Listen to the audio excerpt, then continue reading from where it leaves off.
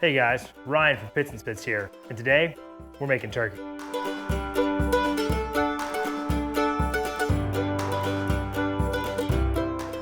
So turkey is one of those things that when I was growing up on TV was always talked about as being something that was dry, and I think a lot of our parents found it challenging to cook. So we didn't have it a ton, but starting in the early 2000s when fried turkeys came out, we started eating a lot more, typically at Thanksgiving. It's a great way to cook a turkey and they're really delicious and tasty. But the problem is that's a lot of work and it's actually pretty dangerous too. So what we started doing the past few years was spatchcocking our turkey and putting it on the pellet grill. And it's super easy, so good, comes out so juicy. So today we're gonna walk you through how to do that. So the first thing we wanna make sure we do is pick a turkey. This one is a 22-pound bird.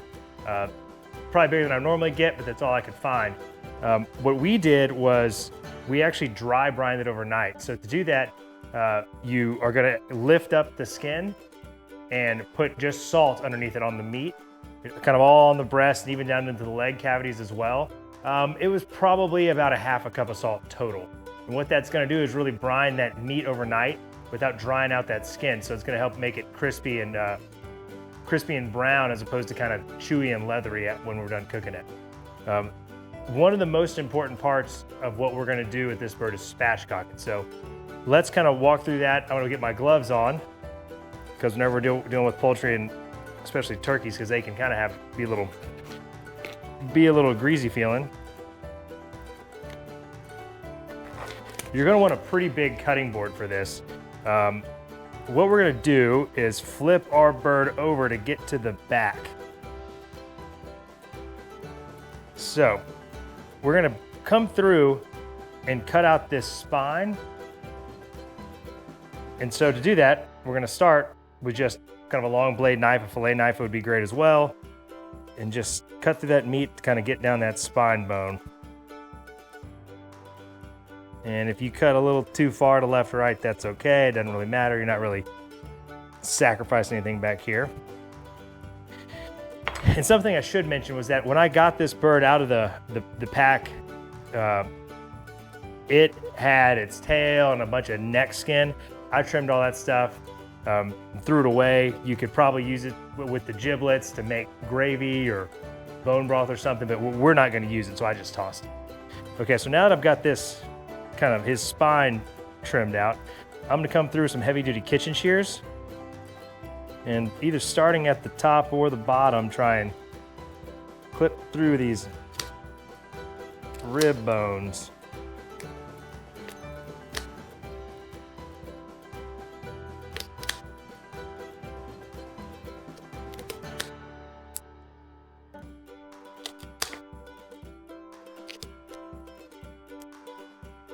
And you can practice doing this on a chicken.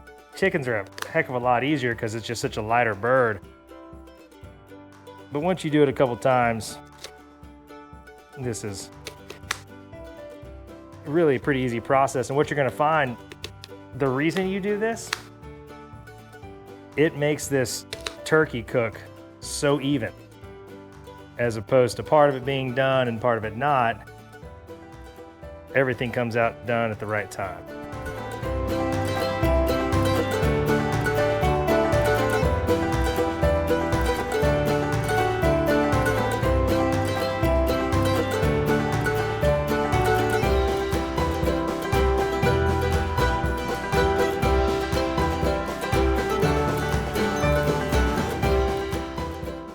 You can see when you get down here, if you kind of come from the side of that pelvis, then it starts to cut a little easier.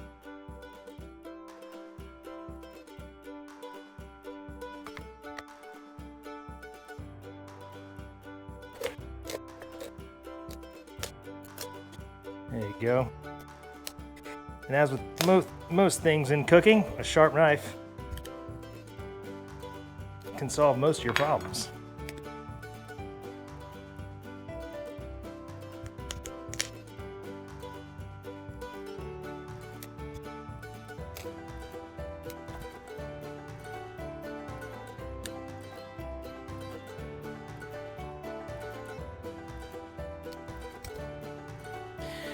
Okay, so that gets can be a little intense there, but don't worry about it. So this bird was frozen when I picked it up. And what I'm doing right now is there's actually a couple pieces of ice still in there, so I'm just throwing that out. It's been sitting in the fridge for 2 days. And that's just how long these birds take to thaw out. So that's just something you gotta prepare. So anyways, now we got that backbone out. We're gonna turn it back over onto its back. And what we're gonna do now is break this collarbone, or I believe that's the wishbone, so that it's gonna lay flat. So let's set our knife to the side so we don't have any issues. And I put my hand in the middle and just pull from the side and kind of put some pressure onto it. And you can hear it break. And again, this is a little physical because this is how big this bird is, but once you get it, so I think that's gonna be good enough for us. What we really want is just this thing to lay flat, and that's pretty much doing it for us. So now, that's the hard work. What I'm gonna do now is just season it. I'm gonna put a ton of our barbecue seasoning on it, all over, all inside the legs and the cavities.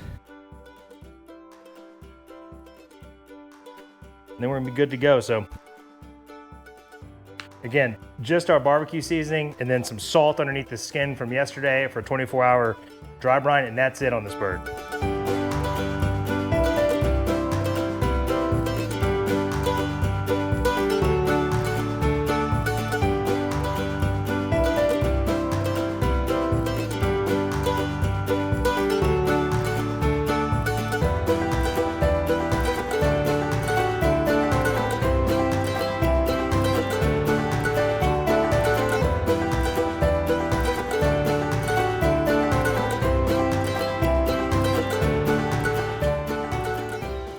Pat it in there so it sticks to it. Flipped over again. All right. So the way we're gonna cook this is we're gonna tuck its feet in, kind of like this. You could put a piece of butcher string there if you wanted to. I'm not going to, I'm not that worried about it. And then on the wings, we're gonna try and tuck these under him if you can, to keep them from drying out. Just kind of get them tucked in under there so that, actually, I'm sorry, come over the shoulder with that wing. There you go. And that's gonna keep him nice and flat there. So this does get a little messy, so there's gonna be a little countertop cleanup afterward, but that's okay. Okay, so I've got my Maverick 1250 set to 350. I like to go for more of just kind of a barbecue turkey as opposed to a smoked turkey. If you wanted to do more of a smoked turkey, you'd set it to probably 180, 200, somewhere really low. Let it go for about 1.5 hours to 2 hours, get that bird nice and smoky, then kick it up to 350 until it's done. I'm gonna just start it at 350 and let it run. This bird, with how big it is and how cold it is, I'm guessing between 4 and 5 hours. But what we're targeting is 165 in the breast and 175 in the legs. So once we get it on there though, no flipping, no turning, you just let it go. So let's get it out on the pit. All right, so I got my 1250 running at 350. Like I said, we're just gonna put this on, kind of arrange it so it's flat, get those arms tucked behind the shoulders and let it go for about 4 to 5 hours till we hit 165 in the breast and 175 in the leg.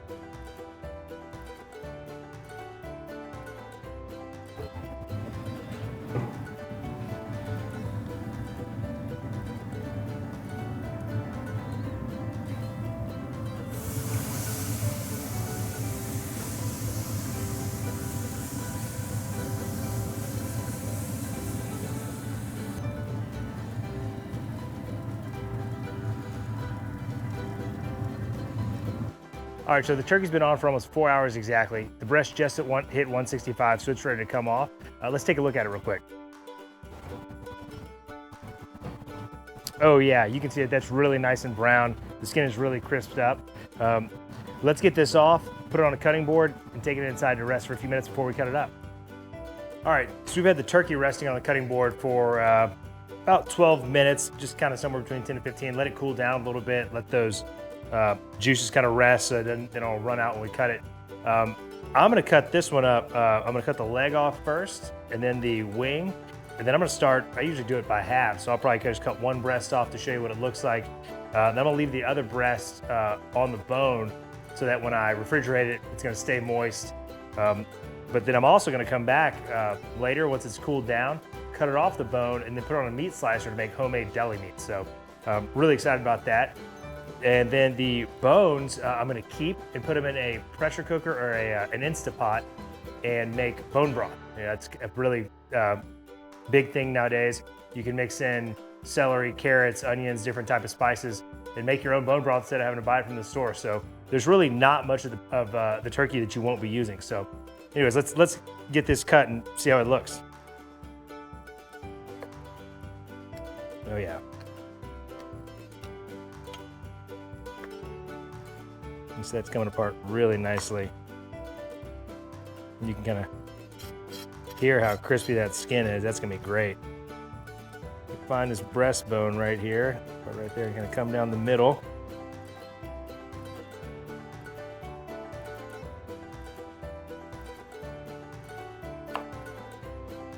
I'm all the way down now. Kind of like to almost pull it back some. You can see, we can be kind of quick here just so you can see how juicy this breast is. I wouldn't typically cut it like that, but I'm gonna, oh yeah.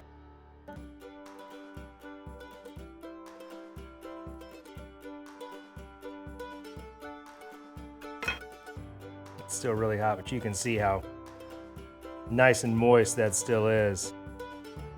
That's gonna be great. Well, all right, well then I'm gonna cut the wing off also. I like to serve the wings as its own kind of drumstick almost. Same with the leg, like to just maybe cut the drum off, the rest of the leg, and serve those whole. But we're gonna get to cutting this up and get it plated. We hope you enjoyed it. Hope this is helpful. We think it's a great way to cook a turkey. It's easy, it does not take that long, and it comes out really flavorful and really juicy. So hope you enjoy it.